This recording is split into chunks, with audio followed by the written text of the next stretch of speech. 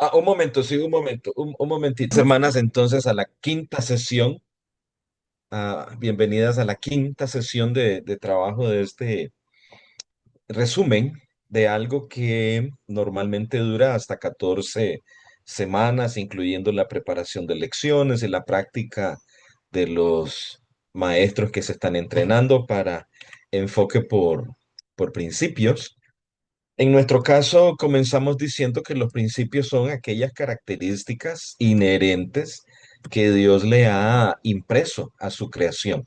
Entonces, el docente cristiano es alguien que dijimos que da testimonio de esas características. Son tan específicas, son tan únicas, son tan individuales, como incluso uno de sus principios dice, que revelan el carácter de Dios. Porque ese es su propósito, darse a conocer. Dios, el Dios de la Escritura, no es un Dios que se esconde. Por lo tanto, el estudiante desde enfoque por principio debiera observar la huella de Dios en cualquier asignatura que estudie, en cualquier ámbito de la vida en la que se encuentre, aun cuando ya no esté bajo la tutela de un docente por principios. Así como alguien que sabe qué cosa es la gravedad, a partir de ese día ya no la va a dejar de volver a ver nunca más, porque va a poder distinguirla donde quiera que se encuentre. De la misma manera, un estudiante entrenado en enfoque por principios apreciará la huella de Dios en cualquier fenómeno, incluso en la universidad, cuando ya no esté bajo la tutela de sus propios padres o de un docente por principios. Hemos delimitado 6 características, que son que los principios son universales, son ineludibles, son abstractos, son integrales, son absolutamente necesarios y todos ellos revelan que detrás de ellos, por su plan, por su diseño, revelan el origen en una persona que tiene que ser igualmente universal, ineludible, una persona que es espíritu, una persona que es tres, Padre, Hijo y Espíritu Santo, pero cuyo funcionamiento solo didácticamente podemos hablar del Hijo y del Espíritu, pero vivimos en un universo diseñado y gobernado por los tres. Y los tres son absolutamente necesarios para entender la historia, la gramática, las matemáticas, etcétera. Entonces dijimos que la herencia de enfoque por principios es el descubrimiento de un patrón, el patrón del diseño de Dios en su creación en todas las áreas. Y entonces empezamos a conocerlos. Los dividimos en dos grandes grupos, siendo dos de ellos como bisagras. Las bisagras son aquellas que le permiten movimiento a las hojas de una puerta o de una ventana. Todo inicia con un carácter, y en este caso el carácter supremo, la naturaleza suprema es el ser de Dios, que crea todas las cosas de manera individual. Estas individualidades se juntan para formar unidades en el principio que llamamos unidad y unión. Y estas unidades tienen una forma. Esta es una forma externa, pero que tiene un poder interno. El segundo principio bisagra es el principio de autogobierno. Es el principio que tiene que ver con las leyes, directrices, normas y principios también. Luego siguen los principios relacionados con el tiempo. Esa forma que se produjo, esa unidad que se produjo en el primer conjunto de principios llamados de composición, tiene que ser administrada, cuidada, alimentada, eh, incluso mejorada.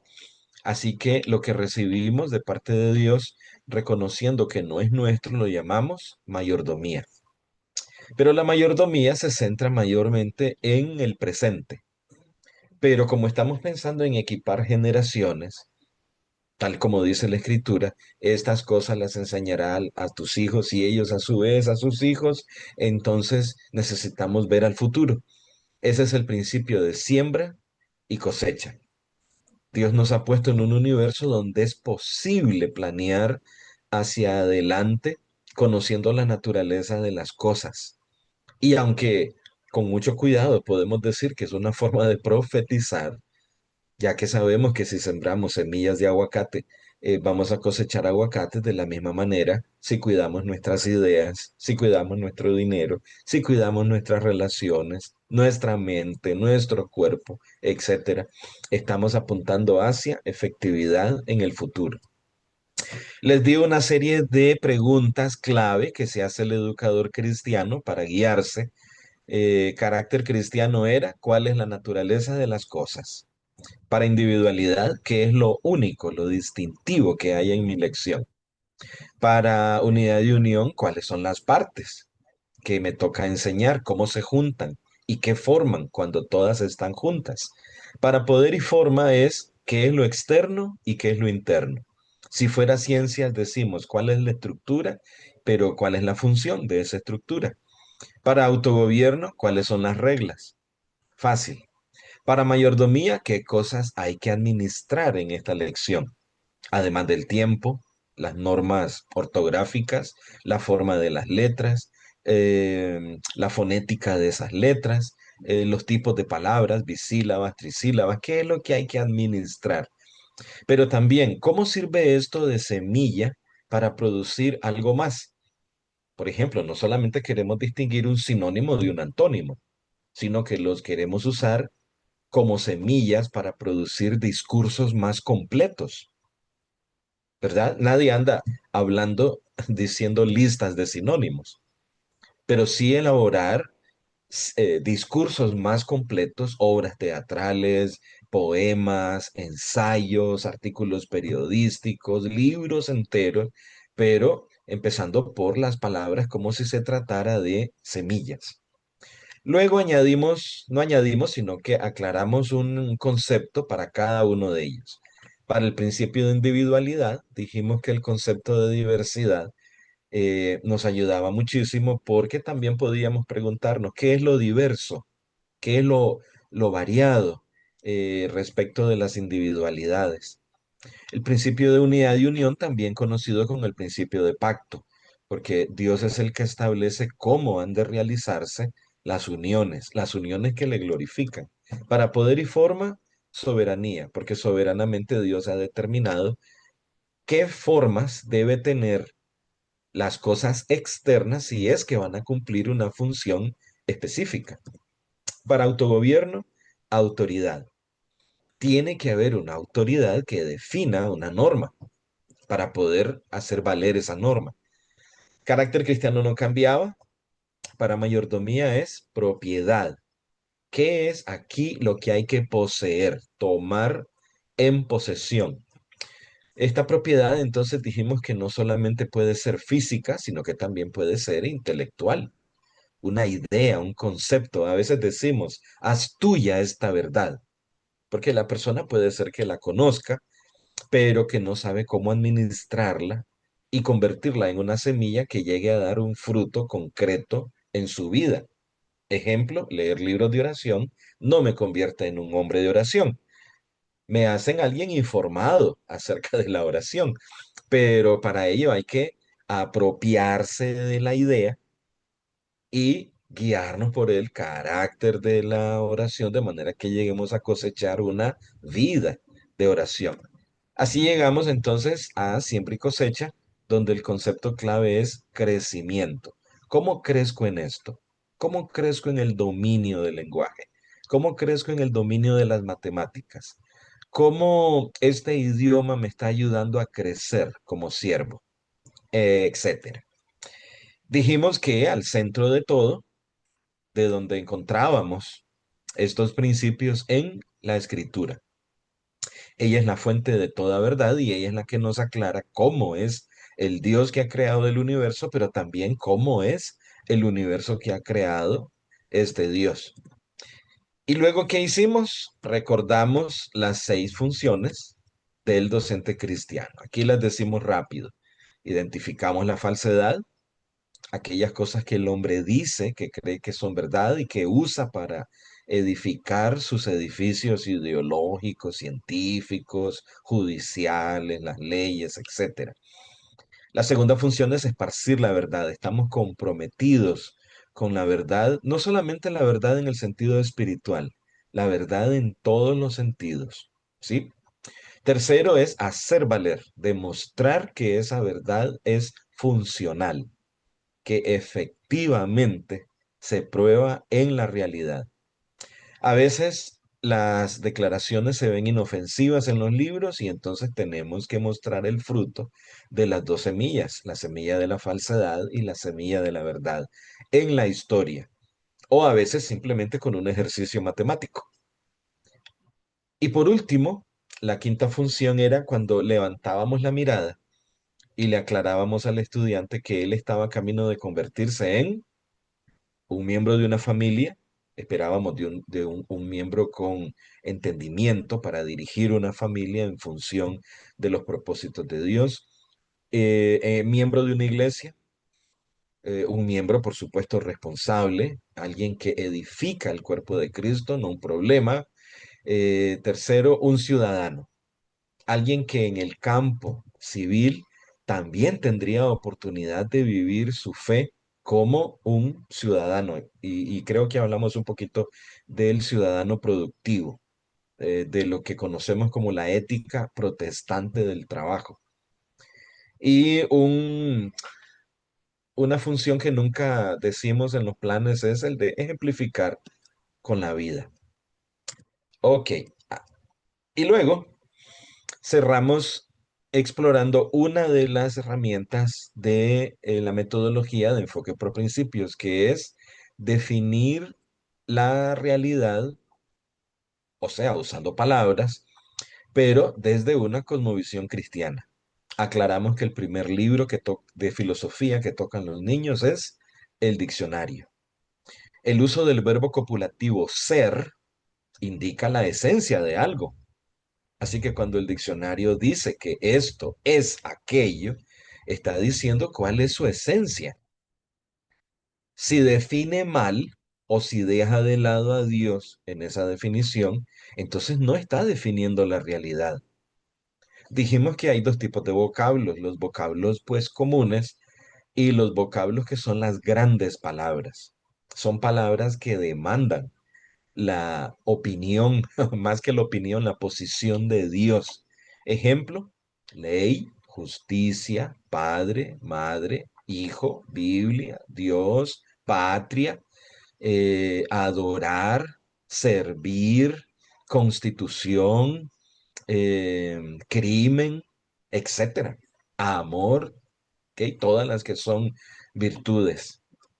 Imagínense usted, si yo defino una de las virtudes sin tomar en consideración a Dios, le estoy diciendo al niño que es posible desarrollar esa virtud al margen de Dios, cuando Él es el ejemplo del carácter supremo.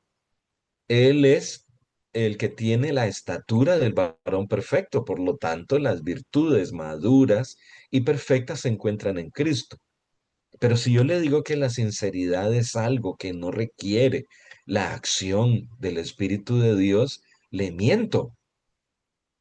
O por lo menos estoy dejando de lado al Señor Jesucristo en un aspecto de su estatura como varón perfecto. ¿Sí? Ok. ¿Qué nos quedó para el final? Ah, bueno, colocamos el diccionario como una fuente que nos ayudara muchísimo para entonces aprender a definir las palabras. Les envié, ¿verdad? El enlace al documentito sí, ahí lo veo. Enlace al artículo sobre el diccionario Webster, que fue el que les mostré la semana pasada, y un enlace donde hay una versión resumida del diccionario Webster de 1828. ¿Sí? Hasta aquí, todo bien, ¿verdad? Ok, ese es el resumen. Hoy vamos a conocer el manual de referencias que será, ahí lo tienen. Manual de referencias para la educación por principios bíblicos. Cuando se hizo pasar el documento a digital, usaron el de mi esposa Martita. Entonces ahí tienen el nombre de mi hermosa esposa, que ahora es conocida internacionalmente. Ella prestó su manual y entonces esta es la copia. Ok, este es como en una fábrica. Si usted va a una fábrica, le dan el manual operativo de la fábrica. ¿Y qué encuentra en ese manual operativo? Bueno, todo lo referente al funcionamiento de esa fábrica. Cómo se organiza, las líneas de autoridad, lo que debe hacer un empleado, lo que se espera del empleado, cosas como la política, manejo del instrumento que le facilitan, las herramientas, el horario, en fin, todo eso, ¿verdad? Bueno, este manual es el manual operativo, entonces, para un docente de enfoque por principios. Y de aquí lo primero que les advierto es que la numeración que tiene no se corresponde con el documento PDF, porque los numeritos no coinciden. Entonces, los números de página que ustedes van a ver, por ejemplo, a ver, bueno, aquí no, uno que donde tenga un numerito.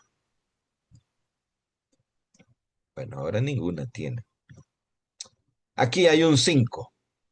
¿Lo ven? Capítulo uno, arriba a la derecha hay un 5.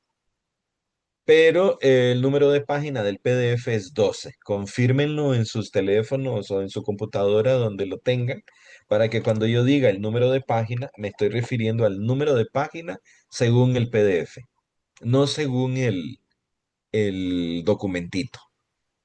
¿Listas? Ok. En este manual hay 4 capítulos, nada más.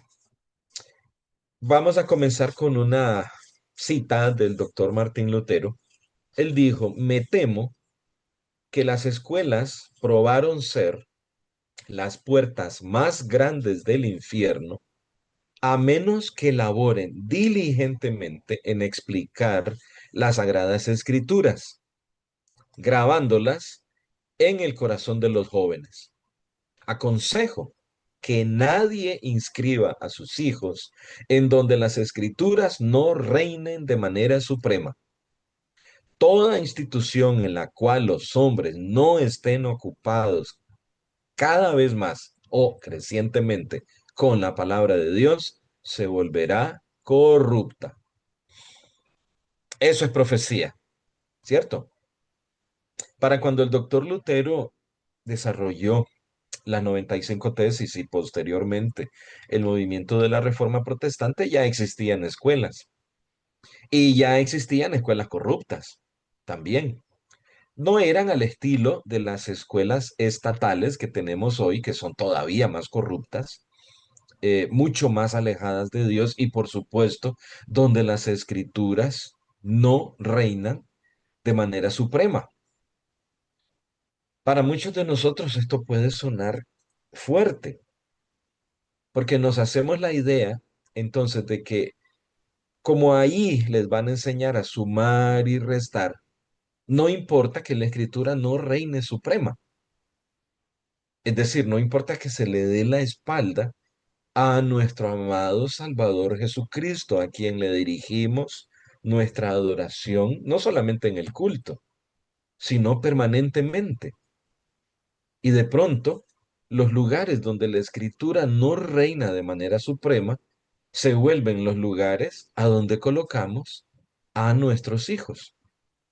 Sí, yo sé que es un trago, pues, bastante grueso de, de asimilar, pero forma parte de este proceso de comprender la necesidad de educación cristiana.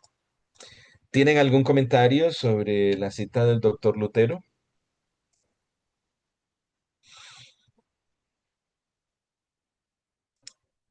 Cuando están en silencio, yo asumo que no, pero si tienen, por favor, háganlo. No, No, no, yo quería, está más que clara y digamos, y muy en nuestro tiempo, o sea, es como que lo estuviera escribiendo hoy, hoy mismo, contemporánea, está, o sea, y es la realidad que Sí. enfrentamos. sí, yo quisiera agregar que Bueno, está de más decir que es fuerte, ¿verdad? Sobre todo para los papás que de alguna forma no hemos entendido esto, tal vez en el tiempo que nos hubiera gustado Ujú, comprenderlo, pero que si la voluntad del Señor es poder dimensionarlo en esta etapa, es con un propósito, ¿verdad? Y no solo para nuestro núcleo familiar, sino para poder llevar a los demás hermanos que todavía están a tiempo esa concientización, ¿verdad? Porque ujú. es parte de por qué la sociedad está en la forma en que está actualmente y es porque nosotros los cristianos no estamos asumiendo nuestro rol como debería de ser y estamos entregando a nuestros hijos a la sociedad. Entonces yo he sido testigo fiel dentro de mi hogar en tener conversaciones con mis hijos que yo creería que ellos entienden como yo entiendo, pero que no lo entienden porque han sido permeados por, por el tiempo en que están, en la sociedad en que están y en las escuelas donde están, ¿verdad? Así es, pero en su gracia, así como de pronto al caminar con el Señor descubrimos que un hábito o un pecado, incluso algo que consideramos que no era tan pecaminoso, pero a medida que vamos teniendo luz en su gracia redentora, pues Dios nos permite hacer toda la restauración que sea posible hacer. Y en este caso, a medida, como dice la hermana Cata, a medida que uno va comprendiendo, va pidiéndole al Señor también oportunidades para restaurar lo más que pueda. ¿Sí? Por eso no me cierro con que la respuesta sea una escuela cristiana o homeschool, que son pasos importantes. Eh, pero sí el entendimiento espiritual de involucrarnos en el proceso educativo de nuestros hijos en la medida en que podamos restaurar una visión cristiana de la realidad. Eso sí, y un padre no puede quedar exento de esa responsabilidad. Recordamos Efesios 6:4, ¿verdad? Vosotros, padres, criad a vuestros hijos en la disciplina y amonestación del Señor. Y aquí tenemos en cuál disciplina. ¿En qué consiste esa disciplina? Ah, en una disciplina en la que las escrituras reinan de manera suprema. No es cualquier disciplina. Entonces, hay mucho más que decir, pero creo que el doctor Lutero nos ayuda montones con esa cita. En el capítulo 1 lo que van a encontrar es, y yo aquí no vamos a leer, solo les recomiendo que sea parte de su lectura de esta semana, el capítulo 1. Van a encontrar mucho fundamento filosófico y un contraste entre las dos semillas de educativas. O educamos desde el humanismo secular o educamos desde una visión cristiana de la realidad. Entonces, para la semana, capítulo 1, comenzando aquí en página 12. Aquí van a encontrar en la siguiente página lo que se conoce como el manifiesto humanista. No sé cuántas sabían, sí, que el humanismo secular ha producido 4 documentos donde resume su visión del mundo, su cosmovisión del mundo. Y entre los grandes firmantes del manifiesto humanista están los padres de la educación secular americana, gente como John Dewey y Horace Mann, ambos sumamente influyentes en la educación americana.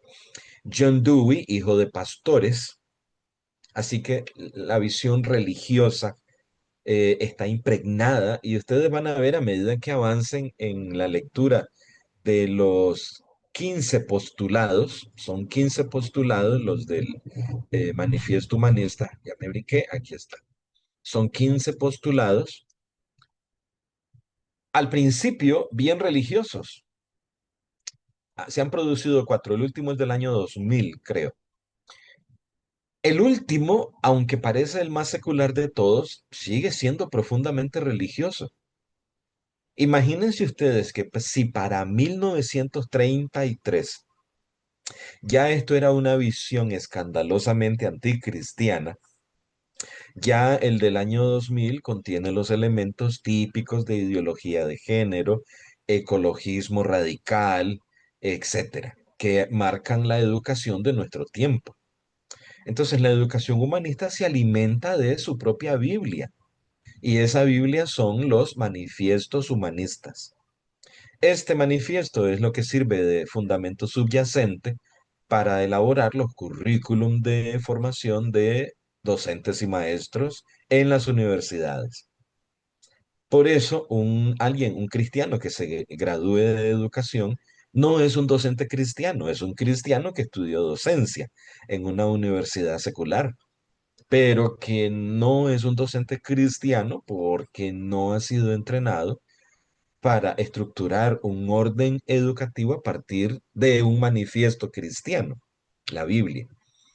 Entonces, léalo para su información, conozca los contrastes y algo que me interesa muchísimo es, por ejemplo, vamos aquí en la página 14 del PDF, recuerden, después del principio número 15, van a encontrar que dice, la luz de los principios bíblicos sobre el humanismo. Es decir, ahora vienen los principios bíblicos como si fueran una lámpara potente y se dirigen hacia el humanismo.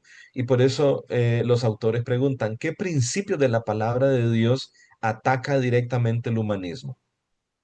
A ver, si hay algo que ataque al cristianismo, entonces está en guerra conmigo, ¿sí?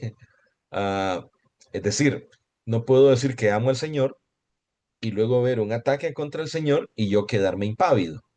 Si están en guerra contra la palabra de Dios, entonces están en guerra conmigo. Para responder esto, compare el manifiesto humanista con los principios escriturales y defina, establezca por usted mismo la diferencia. Si les quiero mostrar, por ejemplo, el principio escritural de individualidad. El primer la primera declaración del Manifiesto Humanista de 1933 dice que los humanistas religiosos, estoy leyendo el número 1, consideran el universo como autoexistente y no creado. Así que ahora vamos ahí a la parte de individualidad. Estoy yendo para atrás o para la ruedita del mouse. Para Que dice, adelante me parece. Ajá. sí, sí, sí. Ahí, Ujú. la luz de los. Ah, es que ocupo la manito, ya me cambié, ahora sí tengo la manito. Principio escritural de individualidad. Dios creó todas las cosas para su propósito y su gloria. Si el universo es autocreado, entonces no apunta hacia la gloria de nada y no tiene ningún propósito. Y si no tiene ningún propósito, ¿cómo le proveo un propósito trascendente al estudiante? Bueno, tengo que reducirlo a una condición simplemente de hombre económico, como lo hizo el marxismo. Y decir, bueno, tú lo que tienes que hacer es prepararte para sobrevivir. Pero en el caso de la palabra de Dios es que su diseño en toda la creación revela individualidad. Todos conocemos el texto, ¿no? Génesis 1. Se lo narramos a nuestros niños. Pero tenemos que explorar también las implicaciones de esa narración. Si Dios creó, entonces Dios define el propósito. Pero los humanistas seculares dicen que ellos van a tener que proveer uno porque el universo en el que vivimos es autocreado, lo cual es una contradicción, ¿verdad? Autocreado significa que debería tener mente, pero no hay una en particular. ¿Qué dice la Escritura? Que en Él, en Cristo, fueron creadas todas las cosas, las que hay en los cielos y las que hay en la tierra, visibles e invisibles. Algo toqué aquí.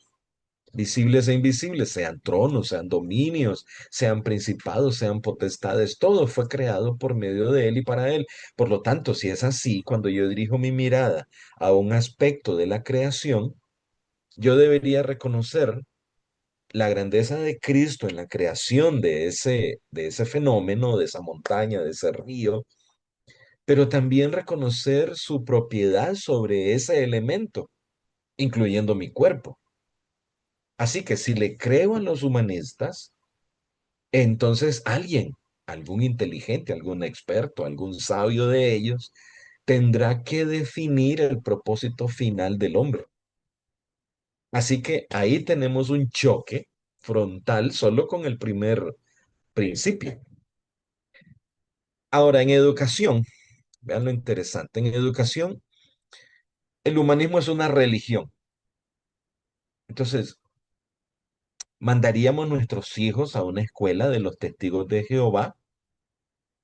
Los padres cristianos decimos no, pero es que conceptualmente no nos es difícil definir testigos de Jehová con religión, pero cuando hablamos de humanismo, no lo definimos como tal. Entonces, no enviaríamos a nuestros hijos a una escuela de los testigos de Jehová, a una escuela mormona, pero sí los enviamos a la escuela de otra religión, el humanismo. Una, una conclusión lógica de esto es que una educación neutral es imposible, porque enseñar conocimiento sin Dios, eso es lo que es el humanismo secular. Y recuerden, toda educación es discipulado. Entonces los padres enviamos a nuestros hijos a ser discipulados, es decir, que adquieran la disciplina de interpretar el mundo desde una serie de conceptos que el docente le dirá. Y el docente no cristiano no le dirá conceptos cristianos, se apegará al manifiesto humanista y entonces le dirá, tú vives en un universo autocreado, no tienes propósito último. Y entonces la religión que mis padres tienen, no, eso es algo que tú, si quieres, puedes tener. Pero yo hablo de la realidad, dice el docente, ¿no? Yo hablo de lo que es real. La religión tiene que ver con asuntos de fe, como es una especie de fantasía que si tú quieres, crees, pero yo te hablo de la realidad. Si quieres, pues mantienes tu religión, pero en lo que respecta a la realidad, el universo se creó a sí mismo. Lo siento. Resultado, un dualismo mental. Ese dualismo que reconoce a Dios en el cántico dominical, pero que no lo ve por ninguna parte el resto de la semana. Charles Franz Porter, que es uno de los firmantes de ese manifiesto, él dijo, la educación es el aliado más poderoso del humanismo y toda escuela pública americana es una escuela de humanismo. Así de simple, así de simple. Primera función del docente cristiano, identificar la falsedad, es lo que hemos hecho, ¿no? Pero también explorar la verdad. Si todo es de Cristo, entonces chocamos de frente con esa declaración. Bueno, hasta ahí mi lectura. El resto van a ver ustedes los efectos del humanismo secular, por ejemplo, en las cortes de justicia. Ahí tienen una serie. Ahí la tienen. Voy a leer esta. La más alta corte de Nueva York decidió que la legislatura debía determinar que los seres humanos son en realidad personas con derecho a vivir. ¿Quién determina? ¿Quién le asigna al hombre la potestad de asignarle un derecho a vivir? O sea que si hay una corte de ley que dice, este no tiene derecho a vivir, entonces el tal no es persona. Bueno, y ustedes ven a dónde ha coincidido eso. Ahí siguen los datos. Entonces, hermanas, no es solo que la cosa se limita a una especie de un choque espiritual sin mayores consecuencias culturales. ¿Sí? Estamos cosechando, como dijo la hermana Cata hace rato, los efectos de de décadas de educación humanista secular. Y los cristianos hemos sufrido ese efecto también. Entonces, no puede ser que pensemos que una metodología de orar al principio de la clase, lo cual es una bendición, y luego celebrar algún retiro espiritual a mitad de año o poner versículos bíblicos en la pared, es la metodología para hacerle frente a esta calidad de ataque que los humanistas tienen. Tiene que ser una metodología más completa, en donde a medida que exploramos la materia, al mismo tiempo la comparamos con la cosmovisión cristiana en la materia, en la clase. ¿Cómo? Descubriendo la presencia de los principios bíblicos. Así que les dejo capítulo 1 para esta semana. ¿Ok? Van a ver más tablas de contraste como en la que se encuentra en la página 24. Vamos a tomar, por ejemplo, la segunda, a manera de ejemplo. En el cristianismo, la meta para gobernar al hombre es regenerando primero el corazón. ¿Sí? La regeneración es el fundamento. En el humanismo es controlar sus actos y pensamientos. Así que la educación humanista es una educación de control. Alguien toma el control hasta de las noticias que escuchamos. Control de la economía, control de la migración, control hasta del culto. Dice, ok, tú puedes adorar, pero en estos términos, ¿sí?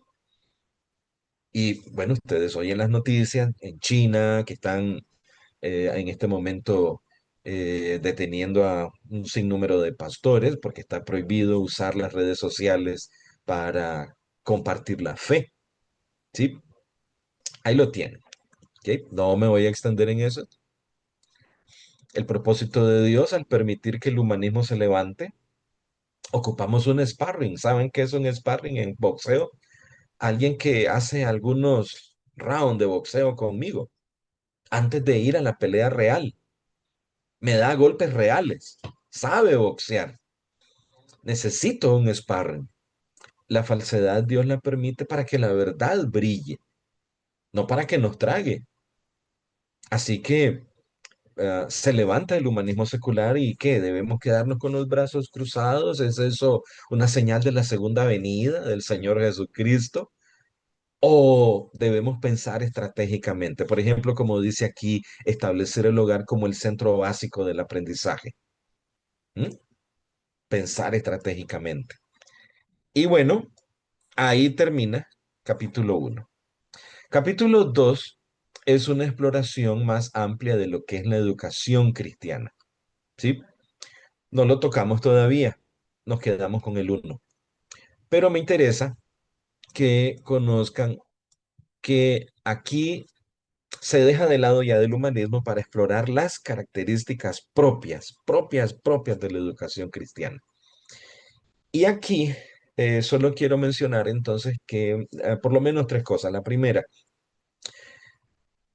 la presencia de la Enciclopedia de las Verdades Bíblicas para todas las asignaturas es algo que es una exigencia en una visión cristiana de la educación, porque ocupo saber qué es lo que Dios ha dicho sobre la ciencia, sobre la higiene, sobre la historia, sobre la educación, sobre la muerte, etcétera.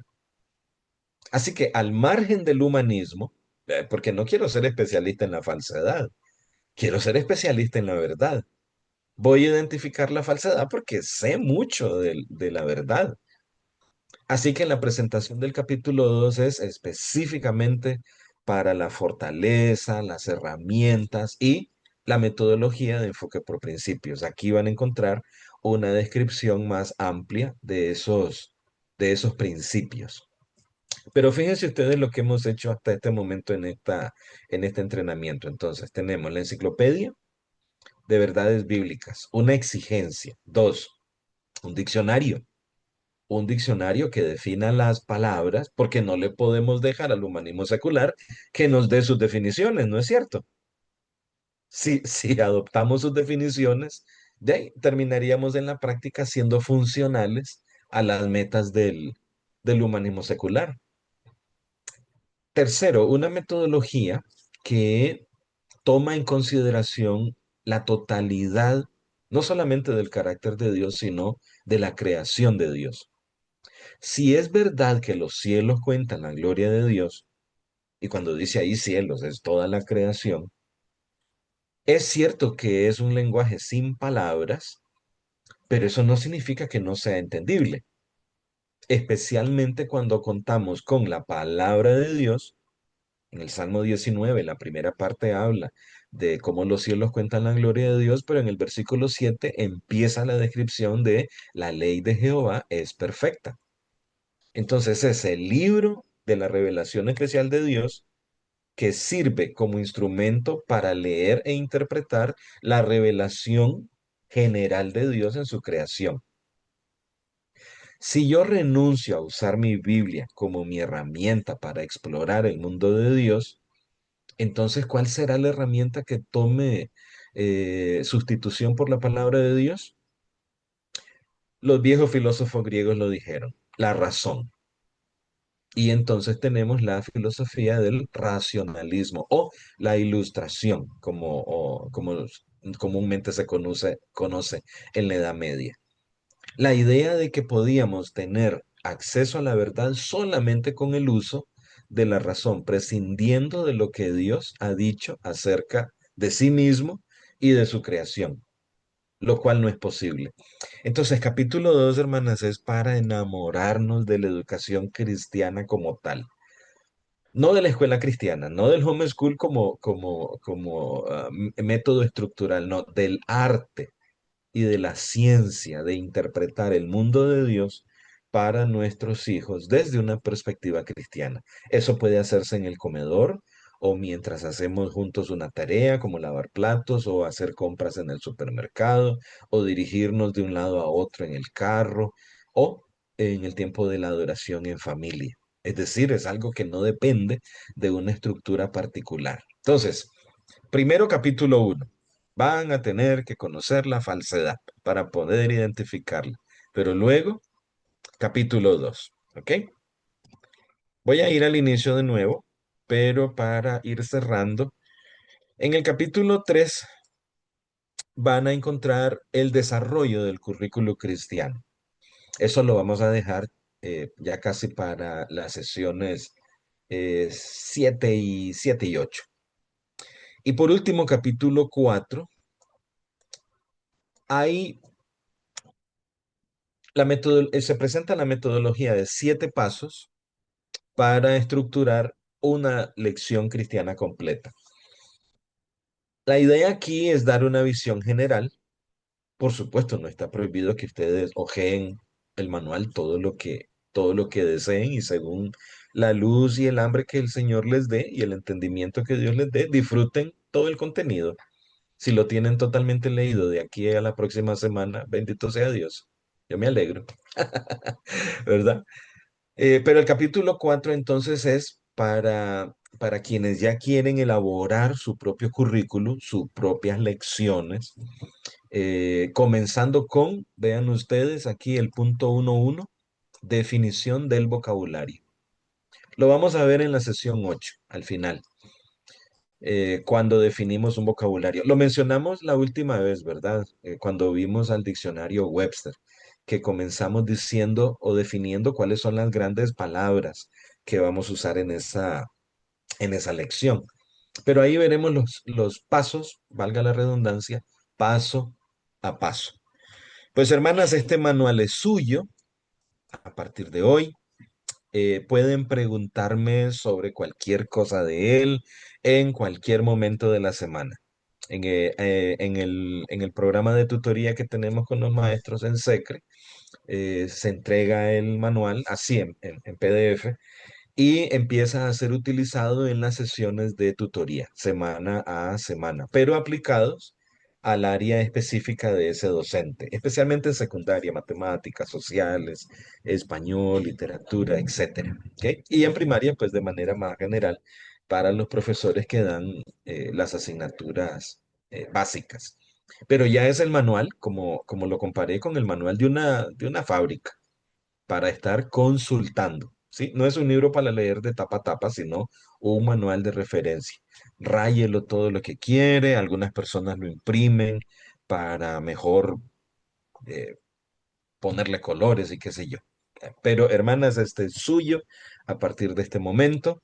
Explórenlo todo lo que deseen y me pueden preguntar, no es necesario que esperen a que llegue la sesión semanal para hacerme llegar sus comentarios. Háganlo a través del grupito del aula virtual que Nati dirige para que así aprendemos todos. Alguna consulta que alguien haga, la respuesta les sirva a todos. Muy bien, hermanas, 7:57. Podemos dejar de grabar y si tienen alguna pregunta, entonces adelante. U observación. Con todo